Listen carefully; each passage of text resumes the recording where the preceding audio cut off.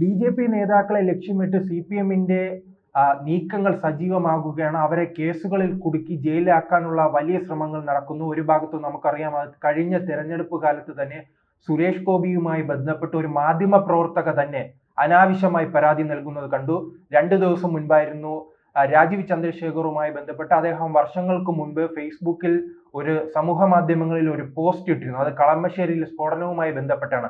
അതിനെ കുത്തിപ്പൊക്കാനുള്ള വലിയ ശ്രമമാണ് നടപ്പിലാക്കുന്നത്. അതുമായി ബന്ധപ്പെട്ട് പ്രത്യേക അന്വേഷണ സംഘം ഫേസ്ബുക്കിൽ നിന്ന് ഉൾപ്പെടെ വിവരങ്ങൾ ശേഖരിക്കുന്നത് കണ്ടു. ഇപ്പോൾ ഏറ്റവും അവസാനം വരുന്നത് കെ സുരേന്ദ്രനുമായി ബന്ധപ്പെട്ടാണ്. ഇനി കെ സുരേന്ദ്രനെയും അകത്താക്കാനുള്ള പരിപാടിയാണോ ഇപ്പോൾ പിണറായി സർക്കാർ നടപ്പിലാക്കുന്നതെന്ന് സംശയിക്കണം. നാം പണ്ട് കണ്ടിട്ടുണ്ട്. ശബരിമല പ്രക്ഷോഭ കാലത്തും ഇത്തരത്തിൽ സുരേന്ദ്രൻ 1 മാസത്തിലധികം ജയിലിടുന്ന ഒരു സാഹചര്യം ഉണ്ടായിരുന്നുണ്ടോ. പിന്നീട് അദ്ദേഹത്തിനെതിരെ 300-ലധികം കേസുകളായിരുന്നു അന്ന് ഈ പിണറായി സർക്കാർ എടുക്കുന്നത്.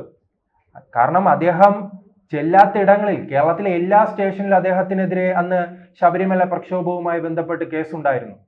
അദ്ദേഹം കാരണമാണ് കേരളത്തിൽ ഇത്തരം പ്രക്ഷോഭങ്ങൾ ഉണ്ടായെന്ന് ചൂണ്ടിക്കാട്ടിയാണ് ആ കേസെടുത്തത്. പിന്നീട് ആ കേസിന്റെ വിധി നാം എങ്ങോട്ട് പോയെന്ന് നാം കണ്ടതാണ്. പല കേസുകളിൽ നിന്ന് അദ്ദേഹത്തെ കോടതി മുക്തമാക്കിയില്ലേ. ഇപ്പോൾ ഏറ്റവും അവസാനം വന്നിരിക്കുന്ന മഞ്ചേശ്വരം തെരഞ്ഞെടുപ്പ് കോഴക്കേസുമായി ബന്ധപ്പെട്ടാണ്. ഇത് 2021 നടന്ന സംഭവമാണ്. 2021 തെരഞ്ഞെടുപ്പ് കാലത്ത് കെ സുര എന്ന് പറയുന്ന BSPയുടെ നേതാവ് അന്ന് മത്സരിക്കാൻ അപരനായി നിന്ന് കെ സുരേന്ദ്രനെതിരെ മത്സരിക്കാൻ ഇറങ്ങിയിരുന്നു. അദ്ദേഹത്തെ ഭീഷണിപ്പെടുത്തി പണം നൽകി, മൊബൈൽ ഫോൺ നൽകി അദ്ദേഹത്തെ തെരഞ്ഞെടുപ്പിൽ നിന്നും തന്റെ സ്ഥാനാർത്ഥിത്വം പിൻവലിച്ചു എന്നാണ് അന്ന് കേസ്.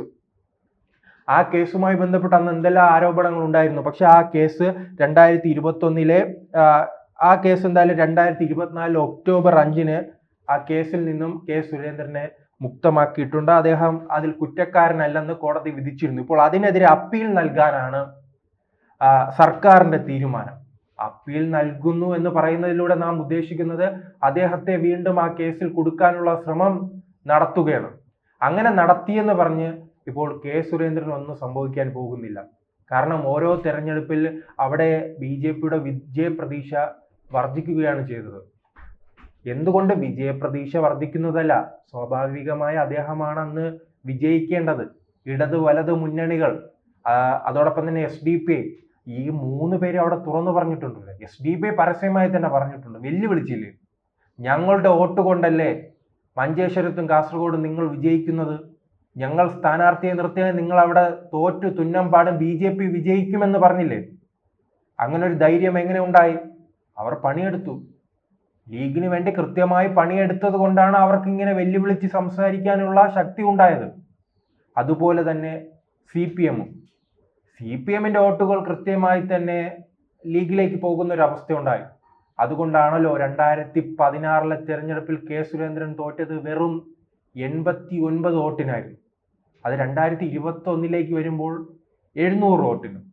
അതിൽ ആ 700 വോട്ടിന് പരാജയപ്പെട്ടത് അത് സുരേന്ദ്രന്റെ ചില കഴിവുകേടുകളും ഉണ്ട്. അദ്ദേഹം 2 മണ്ഡലങ്ങളിൽ ഒരുമിച്ച് മത്സരിക്കുകയാണ്, കോന്നിയിലും അതോടൊപ്പം തന്നെ മഞ്ചേശ്വരത്തും. അദ്ദേഹത്തെ അനുകൂലിക്കുന്നവർ പറയുന്നത് അദ്ദേഹം പത്തനംതിട്ട ജില്ലയിൽ ഈ പ്രക്ഷോഭവുമായി ബന്ധപ്പെട്ട് വലിയ ജനകീയ മുഖമായി മാറി. അപ്പോൾ കോന്നിയിൽ ഇദ്ദേഹം നിന്നാൽ മാത്രമേ വിജയപ്രതീക്ഷയുള്ളൂ. ഇദ്ദേഹം മത്സരിച്ചില്ലെങ്കിൽ അതിനു മുൻപുള്ള ഉപതെരഞ്ഞെടുപ്പിൽ 40,000 അടുത്ത് വോട്ട് ലഭിച്ചല്ലോ, 35,000 മുകളിൽ വോട്ട് ലഭിച്ചിട്ടുണ്ട്. ആ വോട്ട് പോലും മറ്റൊരു സ്ഥാനാർത്ഥി വന്നാൽ വിജയം ലഭിക്കില്ല.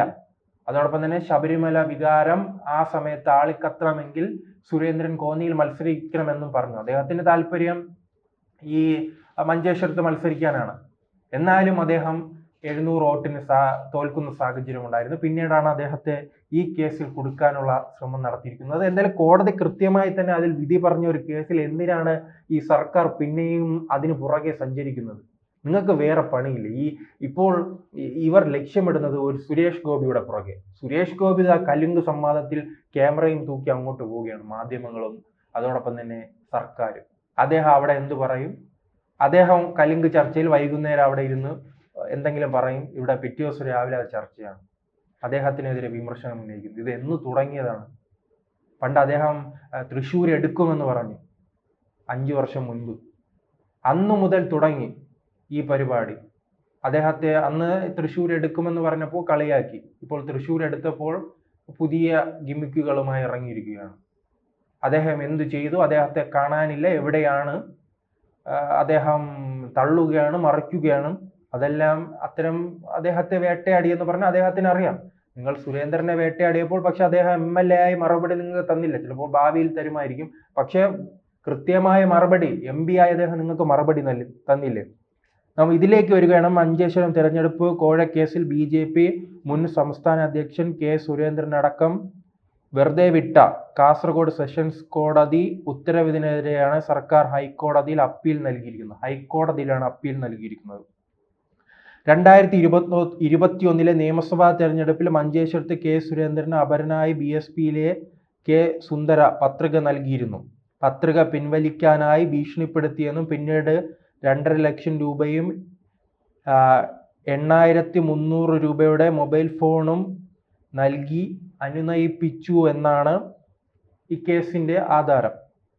ആ കേസിലാണ് K സുരേന്ദ്രനടക്കം 6 പേരെ വെറുതെ വിട്ട് കോടതി 2024 ഒക്ടോബർ 5 ഉത്തരവിട്ടത്.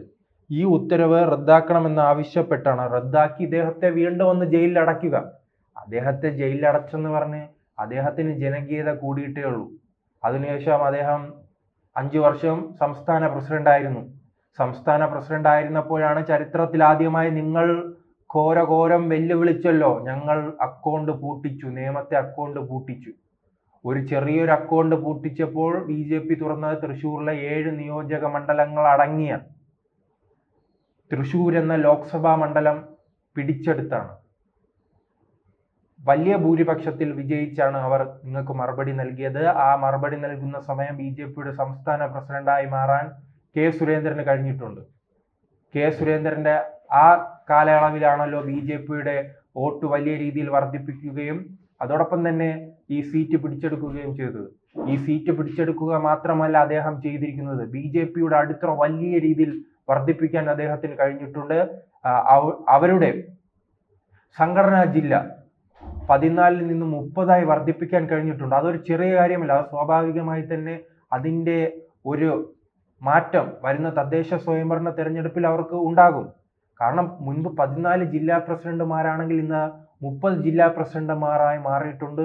ഓരോ മുക്കിലും മൂലയിലും ഈ പ്രവർത്തനം എത്തുകയാണ്, വിഭജിച്ച് നൽകിയിരിക്കുകയാണ്. പല ജില്ലകൾ ഇപ്പോൾ BJPയുടെ ശക്തി കേന്ദ്രങ്ങൾ നമുക്ക് പരിശോധിക്കാം. തിരുവനന്തപുരത്ത് 3 ജില്ലാ പ്രസിഡന്റുമാരുണ്ട്. 3 പേരും 3 മേഖലയായി തിരിച്ച് പ്രവർത്തനം ശക്തമാവുകയാണ്. പണ്ടൊരു ജില്ലാ പ്രസിഡന്റിന് അതിന്റെ പരിധിയുണ്ട്, മേഖലയിൽ ഓടിയെത്താൻ കഴിയുന്നത്. മറിച്ച് ഇന്ന് അങ്ങനെയല്ല. സംഘടനയ്ക്ക് അത്രത്തോളം നേതാക്കളുണ്ട്. 3 ജില്ലാ പ്രസിഡന്റുമാർ, അതിനനുസരിച്ച് ജനറൽ സെക്രട്ടറിമാർ, കമ്മിറ്റി അംഗങ്ങൾ, യുവമോർച്ച, മഹിളാ മോർച്ച, ST മോർച്ച, OBC മോർച്ച അടക്കം വിവിധ നേതാക്കൾ വളർത്തിയെടുക്കാനുള്ള ശ്രമം നടത്തുകയാണ്. അന്ന് ഇത് കൃത്യമായി തന്നെ ഇത്തരം ഒരു നീക്കം മുന്നോട്ട് കൊണ്ടുപോകാൻ കേന്ദ്രം തീരുമാനിച്ചു. പക്ഷെ ഇത് നടപ്പിലാക്കാൻ കഴിയുമോ എന്ന് പലർക്ക് സംശയമായിരുന്നു. അത് കൃത്യമായി നടപ്പിലാക്കി മണ്ഡലം പ്രസിഡന്റുമാരെ, ജില്ലാ പ്രസിഡന്റുമാരെല്ലാം തിരഞ്ഞെടുക്കാൻ ഇദ്ദേഹത്തിന് കഴിഞ്ഞു. ഇദ്ദേഹത്തിന് കഴിഞ്ഞത് കൊണ്ട് ഇനി അത് അടുത്ത തെരഞ്ഞെടുപ്പിലും വലിയ ഗുണം ചെയ്യും. അതുകൊണ്ട് K സുരേന്ദ്രനെയും സുരേഷ് ഗോപിയെയും രാജീവ് ചന്ദ്രശേഖരനെയും ജയിലിലടക്കാനുള്ള ശ്രമങ്ങൾ നിങ്ങൾ നടത്തിയാൽ നിങ്ങളുടെ പാർട്ടിക്ക് പരിക്കേൽക്കുകയുള്ളൂ. അതിൻ്റെ ഒരു ചെറിയ പരിക്കേൽക്കുന്ന കാഴ്ചയാണ് നാം 2024 തെരഞ്ഞെടുപ്പിൽ കണ്ടത്.